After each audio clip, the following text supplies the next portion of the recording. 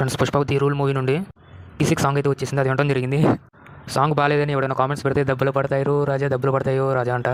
Beat మాత్రం బాగుంది, background music మాత్రం ఇంకా బాగుంది, కానీ సాంగ్ డిసప్పాయింట్ చేసింది. ఫ్రెండ్స్, ఒక్కసారి సాంగ్ కామెంట్స్ ఓపెన్ చేసి కామెంట్స్ చదవండి, మీకే అర్థమైంది సాంగ్ ఏ రేంజ్లో ఉందో. సాంగ్ అయితే బాగానే ఉంది, కానీ చాలామంది ఊ అంటావా మామ సాంగ్ అంత మించి లేదు, దాంతో దీనికి అసలు కంపారిజన్లే లేదు అని సాంగ్ని ఘోరంగా ట్రోల్ చేస్తున్నారు. మరీ తీసి పాడేసే అంత ఏం లేదు, మరీ బాగుంది పగిలిపోయింది అనేటట్టు కూడా ఏం లేదు, మీడియంలో ఏదో అలా ఉందంతే. ఇప్పుడు ప్రతి ఒక్కరు సీక్వెల్స్ తీసి మంచి క్లాసిక్ని గెలికి సాంగ్స్ అయ్యి అంటే ఇలాగే ఉంటాయి.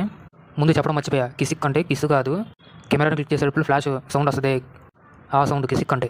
చాలామంది కిస్సు అది ఇది అంటున్నారు, కానీ అదేం కాదు.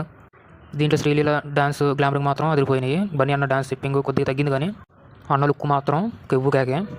తమను వచ్చారు కదా, అందుకే ఏటీఎం సాంగ్ ఇలా ఉంది బాగాలేదు అది అని మీరు అనుకుంటున్నారేమో. ఈ సాంగ్ని కంపోజ్ చేసి బ్యాక్గ్రౌండ్ మ్యూజిక్ కొట్టింది మాత్రం డిఎస్పీనే, దాన్ని తమను ఎడిట్ చేసి వదిలాడు, అంతేగాని తమను రాసింది కాదు ఈ సాంగ్. ఆ దెబ్బలు పడతాయి రాజా ఒక బీట్ తప్ప ఇంకేం బాగాలేదు సాంగ్, నేను చెప్తున్నాగా. ఇలాంటి సాంగ్స్ ఫోన్లో ఇయర్ ఫోన్స్ పెట్టుకుని అలా అయితే ఏం బాగోవు, డైరెక్ట్గా థియేటర్లో వింటే ఆ మాస్ బీట్కి ఈ సౌండ్కి ఓ రేంజ్ ఎక్స్పీరియన్స్ వస్తుంది. పుష్ప మూవీ రేట్లు పెంచేశారు కాబట్టి టికెట్ రేట్లు, అంటే మ్యాక్సిమం ఒక్కలైనా వెళ్ళడానికి ట్రై చేయండి. పుష్ప అంటేనే అసలు సాంగ్స్ ఎలా ఉంటాయో అందరికీ తెలుసు. ఆ పుష్ప వన్లో అయితే ఆ శ్రీవల్లి సాంగు, ఆ ఫస్ట్ సాంగు, ఈ ఐటమ్ సాంగు, అలాగే ఏ బిడ్డ ఇది నా అనే సాంగు ఏమనుకోమాకంటే అలా వచ్చేసింది. ఇంకంతే, సాంగ్ మాత్రం యావరేజ్ అంతే.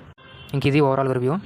వీడియో నచ్చితే లైక్ చేసి సబ్స్క్రైబ్ చేసుకోండి గైస్. ముందు మరి కొన్ని రోజుల్లో మూవీ రివ్యూతో మీ ముందుకు వస్తాను. Thank you.